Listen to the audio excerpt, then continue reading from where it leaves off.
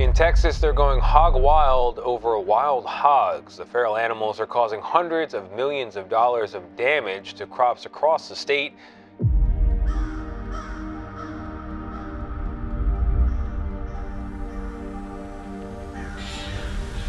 For decades, the rest of America looked at Texas and laughed. They saw farmers losing a staggering $119 million every single year to an enemy they couldn't see until it was too late. Wild boars were winning, wiping out entire harvests overnight while Texans felt helpless. But the laughter has stopped. Taylor County Extension Agent Steve Estes talked about remote-triggered traps that can be used from home, while a phone notification can update you on what's biting. Texas just unveiled a strategy so advanced, so ruthless, and so unexpected that it's rewriting the laws of nature. It's not just a trap, it's a total system overhaul. What they discovered changes everything we know about survival, and the results are absolutely terrifying for the hogs. A nightmare in the cornfields. In 2004, Jay Norman sat in his tractor, exhausted. He had just spent hours planting corn seeds, row by row, investing thousands of dollars into the Texas soil. He reached the end of the field, turned the heavy machinery around, and froze. Behind him, the ground was moving. A massive sounder of over 100 wild boars was systematically digging up the seeds he had planted literally minutes ago. They weren't just eating, they were erasing his work. This wasn't bad luck. This was an ambush. The hogs knew what a tractor sounded like. They knew that sound meant fresh food. They had waited in the tree line, watching him, patient and calculating. By the time Norman could react, acres of potential harvest were gone. This story sounds like a horror movie, but for thousands of farmers, it is just Tuesday. And for a long time, the rest of the country looked at Texas and just shook their heads. They laughed at the Wild West problems, thinking it was just a few pigs in a field. But they didn't understand the scale. We aren't talking about a pest. We are talking about an occupation. Here is the data that will blow your mind. Texas is home to roughly 2.6 million feral hogs. To put that in perspective, that is more than the human population of some entire states.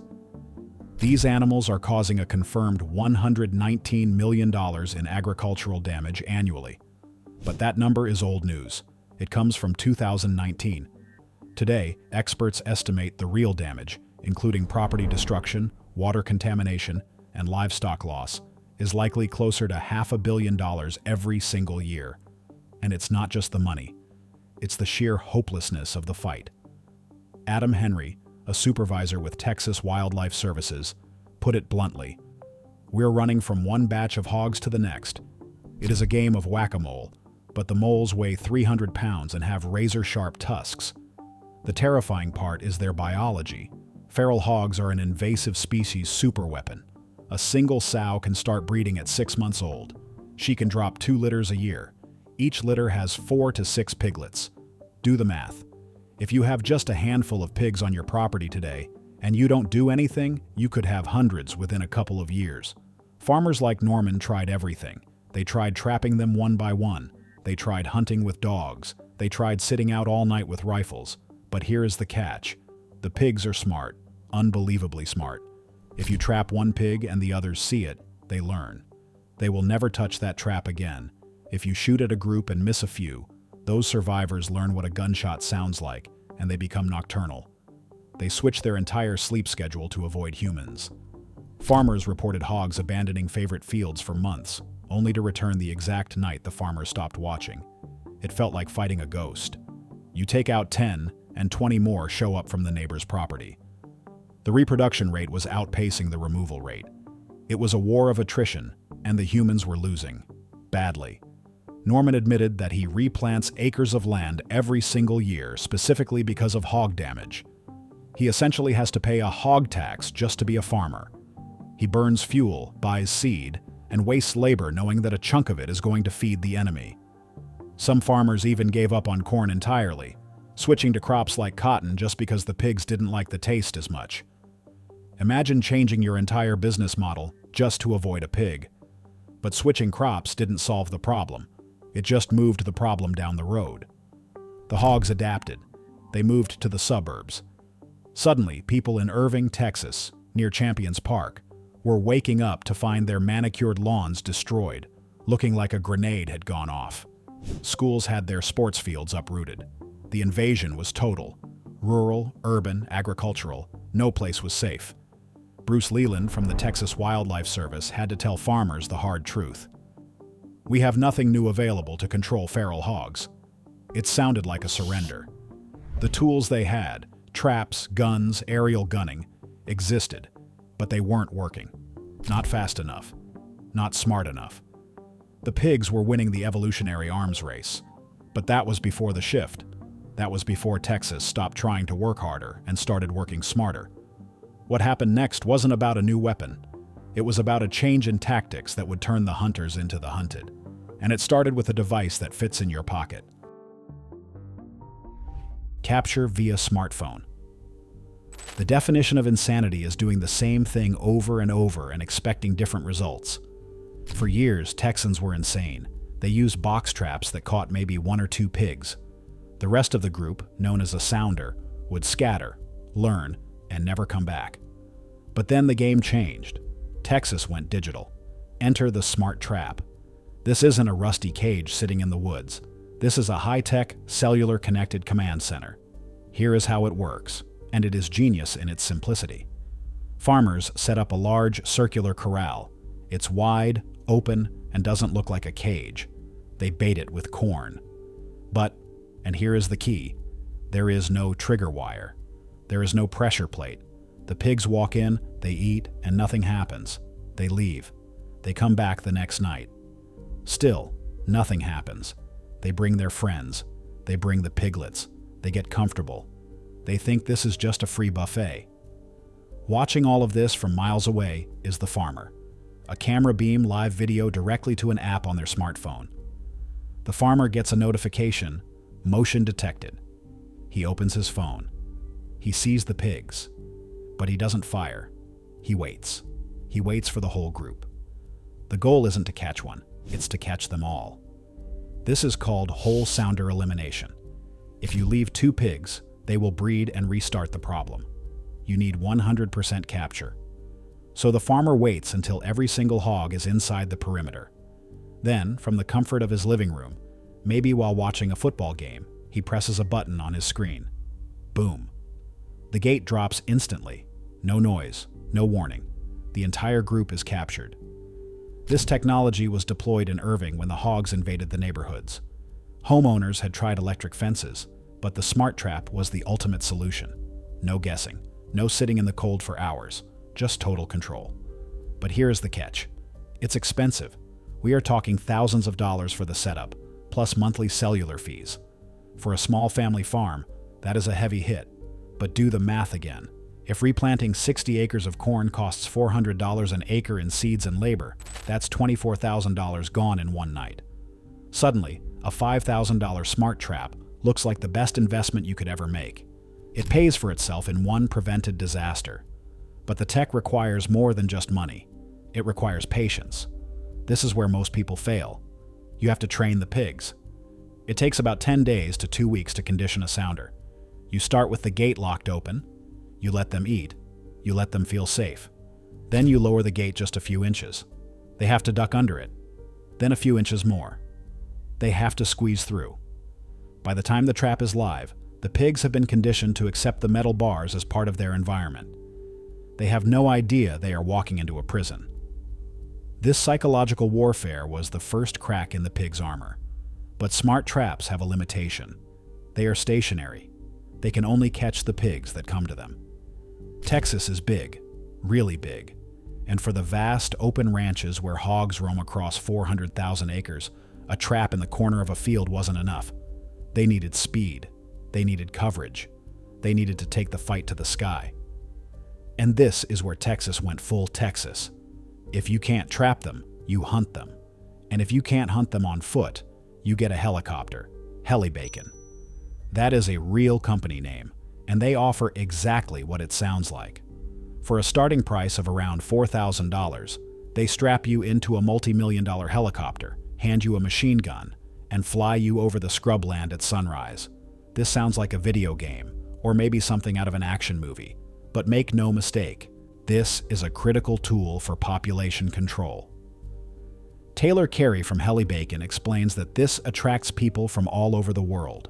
Australians, Brits, Canadians, they all flock to Texas for the heli hunt. But beyond the adrenaline, the effectiveness is undeniable. On the ground, a hunter can see maybe 50 yards in thick brush. From the air, the pilot can see everything. They can spot the bedding areas where the pigs sleep during the day. They can see the trails they use to move between farms. The helicopter cuts off their escape. Feral hogs are fast, but they aren't faster than a turbine engine. A helicopter team can cover thousands of acres in a few hours, doing the work that would take a ground team months to accomplish. They aren't just shooting randomly. They are targeting the breeding populations in areas that are impossible to reach by truck. They fly the creek beds, the dense thickets, the swamps. They flush out the sounders that have been hiding from the farmers. However, even the helicopters have a flaw. They are expensive, and they can't fly everywhere. You can't fly a helicopter with a machine gun over a suburb or near a highway. And once the helicopter leaves, the pigs that survived come back. So, Texas had the traps for the smart ones. They had the choppers for the fast ones. But they still needed something for the masses. Something silent. Something scalable. This led to the most controversial weapon in the arsenal. The chemical option. Science joins the hunt. Poisoning pests is nothing new. We do it with rats all the time. But poisoning a 300-pound animal that lives in the same woods as deer, raccoons, and eagles? That is a logistical nightmare. You can't just throw poisoned corn on the ground. Texas needed a way to target only the pigs. The solution was a specific regulated toxin program using warfarin. Yes, the blood thinner. In high doses, it's lethal to hogs. But the delivery system had to be perfect. They designed a feeder that is a marvel of engineering. It has a heavy magnetized lid or a guillotine-style door. A raccoon isn't strong enough to lift it. A deer doesn't have the nose strength to push it open. A bird can't peck through it. Only a feral hog with its massive neck muscles and rooting instinct can lift the door to get the bait. Bruce Leland emphasizes the training phase again. You can't just put poison out on day one. You start with regular corn. You teach the pigs to open the heavy door. Then, you switch to a placebo bait, stuff that looks and tastes like the poison but is harmless. You verify that only pigs are eating it. Once the pigs are comfortable and you are 100% sure no other animals are getting in, you introduce the toxin. The results are devastatingly effective. An entire sounder can be eliminated in a single cycle.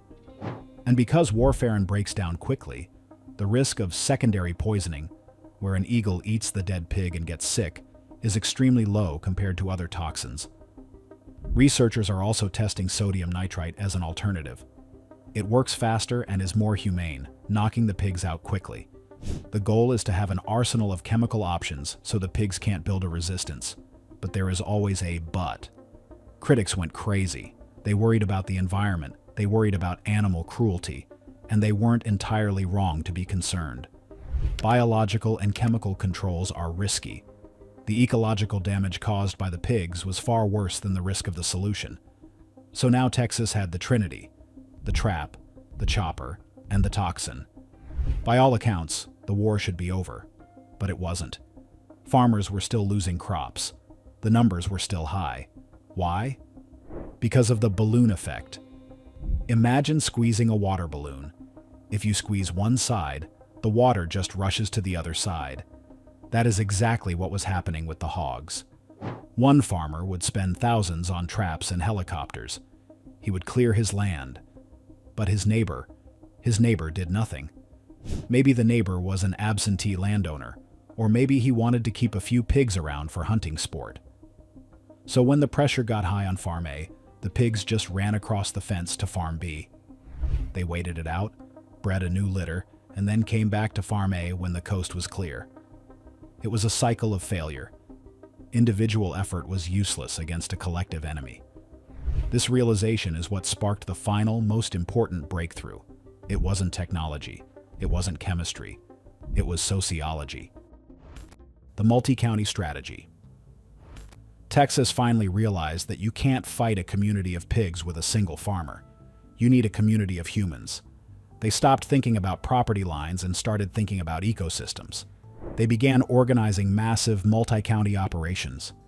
This is the coordination breakthrough. Here is how it works. A group of neighbors forms a cooperative. They agree to a schedule. Okay, on the first week of February, everyone traps. On the second week, we bring in the helicopters. On the third week, we use the toxins. It's a synchronized attack. When the pigs try to run from Norman's farm, they run straight into a trap on the neighbor's land. There is no safe harbor. There is no retreat. Group messaging apps lit up. Sounder moving north across the creek, one farmer would text. The neighbor to the north would be ready with thermal scopes. They shared trail camera data to map the movement of the herds. They pooled their money to buy the expensive smart traps and shared them. This shattered the pigs' ability to adapt. They couldn't just move next door because next door was a danger zone too. Norman saw the difference immediately. When his area committed to this strategy, the population density plummeted. The whack-a-mole game stopped. They were actually clearing territory and holding it. Texas Wildlife Services began facilitating these groups, providing the logistical support to get hundreds of landowners on the same page. But the innovation didn't stop there. They started looking at the future. It's tricky, though. How do you make sure only the pigs eat it? How do you make sure they eat enough? The science is still being perfected, but it shows that Texas is thinking decades ahead. They are also using drones with thermal cameras to map the battlefield. It's military tactics applied to agriculture. They can see the heat signatures of the pigs through the dense canopy, identifying exactly where they are bedding down. This combination, smart traps, helicopters, toxins, and coordination, created a firewall that the pigs couldn't breach. And then, the most surprising thing happened. The economy flipped. A model for the world. Usually, when you have an invasive species disaster, it is a money pit. You pour cash in, and it vanishes. But Texas, being Texas, found an angle. An entire industry sprang up around the problem. Companies manufacturing the smart traps are booming, employing engineers and welders. The cellular networks gained thousands of new subscriptions. And look at the hunting tourism. Companies like Helibacon aren't just pest control, they are tourism magnets. People pay thousands of dollars for the experience. That money flows into rural hotels, restaurants, and gas stations. New businesses form to process the feral hogs. While wild boars aren't always great for human consumption due to diseases, they can be processed into dog food and fertilizer. They turned a waste product into a resource. Insurance companies created new policies. Community colleges started offering certification courses for the toxin programs. Jobs were created that didn't exist 5 years ago. Experts estimate that while the pigs cause millions in damage, the control industry is generating massive revenue to offset it. It's a strange irony. The problem became an economic engine, but the real victory is in the fields. Jay Norman still sees pigs. You can't eradicate 2.6 million animals overnight. But instead of losing 600 acres, he loses 40. Instead of feeling helpless, he feels in control. The psychological shift is massive. Farmers aren't victims anymore. They are managers. They have a playbook. They know that if they follow the protocol, trap, hunt, poison, coordinate, they can protect their livelihood. They are planting corn again in fields they had abandoned. They are investing in new equipment because they know they can protect it. The fear is gone, and the world is watching. Delegations from Australia and New Zealand, countries plagued by their own invasive species, are flying to Texas to tour these operations. They are studying the smart traps. They are learning how to organize the neighbors. States like Louisiana, Oklahoma, and Arkansas are copying the Texas model word for word. The USDA is rewriting its national guidelines based on what happened in Fannin County. What started as a joke, everybody laughing at Texas for letting the pigs take over, has turned into a masterclass in crisis management. Texas proved that you can't fight nature with brute force alone. You have to fight it with intelligence, technology, and community. The wild boar problem isn't gone. It probably never will be completely. But the invasion has been halted. the line has been drawn. And for the first time in 20 years, the farmers are winning. The pigs might be smart, they might be adaptable, they might be relentless, but they made one fatal mistake. So, here is the big question. If we can turn a biological disaster like this into a managed industry, what other global problems are we looking at the wrong way? Are we trying to brute force solutions when we should be engineering them? Let us know your take in the comments. And if you learned something new from this video, smash that like button and subscribe for more deep dives like this. Thanks for watching, and we'll see you in the next one.